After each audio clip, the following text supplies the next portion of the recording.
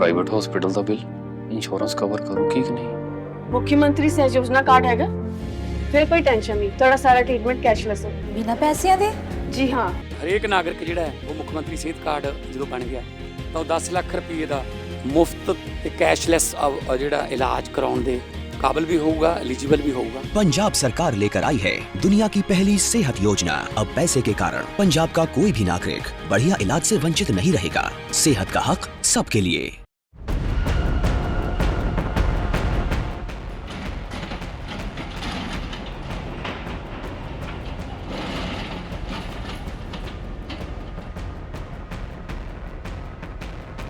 राजधानी दिल्ली के द्वारका में अपराधियों के खिलाफ प्रशासन का बुलडोजर चलना शुरू हो गया है। ड्रग और शराब माफिया के अवैध निर्माण पर दिल्ली पुलिस और एमसीडी ने अब तक की सबसे बड़ी संयुक्त कार्रवाई की है।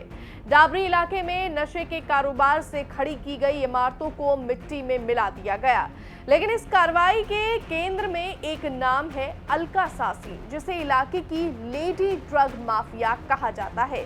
तो आखिर कौन है ये अलका सासी, बताएंगे आपको क्राइम कैपिटल के आज के एपिसोड में। नमस्कार, दिल्ली तक देख रहे हैं आप, मैं हूं आपके साथ वैशाली महेश्वरी। पुलिस रिकॉर्ड के मुताबिक उत्तम नगर के जेजे कॉलोनी में रहने वाली अलका एक कुख्यात अपराधी है। ड्रग्स की तस्करी से लेकर अवैध शराब के धंधे तक इलाके में इसका खौफ रहा है।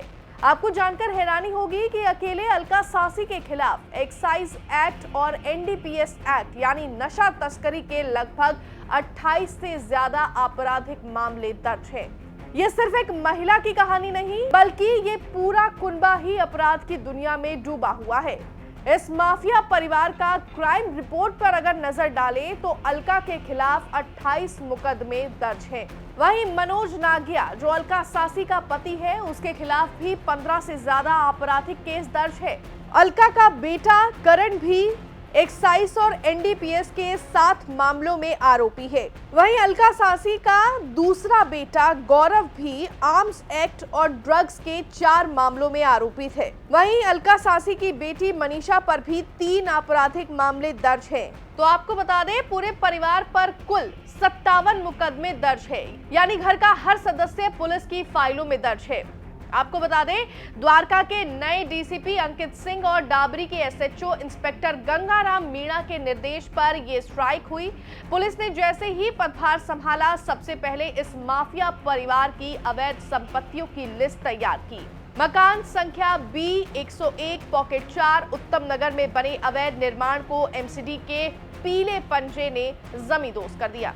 यूपी पुलिस की तर्ज पर अब दिल्ली पुलिस भी अपराधियों के खिलाफ ऐसे अभियान चलाना शुरू कर दी है, जिसके तहत अपराधियों के घरों को ध्वस्त किया जा रहा है। द्वारका जिले के बिंदापुर इलाके, जो डाबरी थाना के तहत आता है, उस इलाके में जो डीसीपी द्वारका अंकित सिंह के निर्देश पर ऐसी कार्रवाई की गई, जो इलाके की सांसद, जिसका नाम अलका सासन था, और उसके खिलाफ एक्साइज एक्ट के साथ साथ एनडीपीएस एक्ट के 28 मामले दर्ज थे।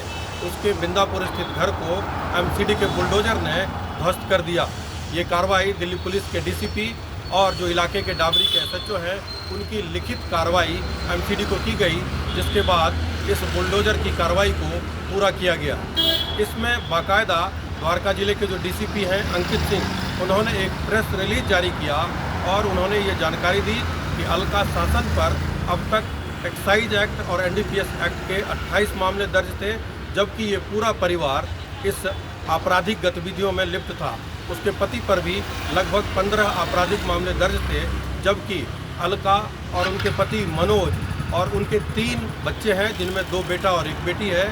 वो तमाम परिवार जो है, परिवार के तमाम सदस्य इस आपराधिक कार्रवाई में लिप्त थे और लगातार पुलिस जो है इनके खिलाफ कार्रवाई कर रही थी। और इसी दौरान एक तरह से एक मिसाल पेश करने के लिए कि जो बाकी अलग अलग इलाके में अपराधी हैं, या इस ज़िले में या दूसरे ज़िले में रहने वाले, वो भी ऐसी कार्रवाई से परहेज करें, वरना उनके खिलाफ भी बुलडोजर की ऐसी ही कार्रवाई हो सकती है। पुलिस का संदेश साफ है, अगर अपराध की कमाई से आलीशान इमारतें खड़ी की जाएंगी तो कानून उन्हें ढाने में देर नहीं करेगा।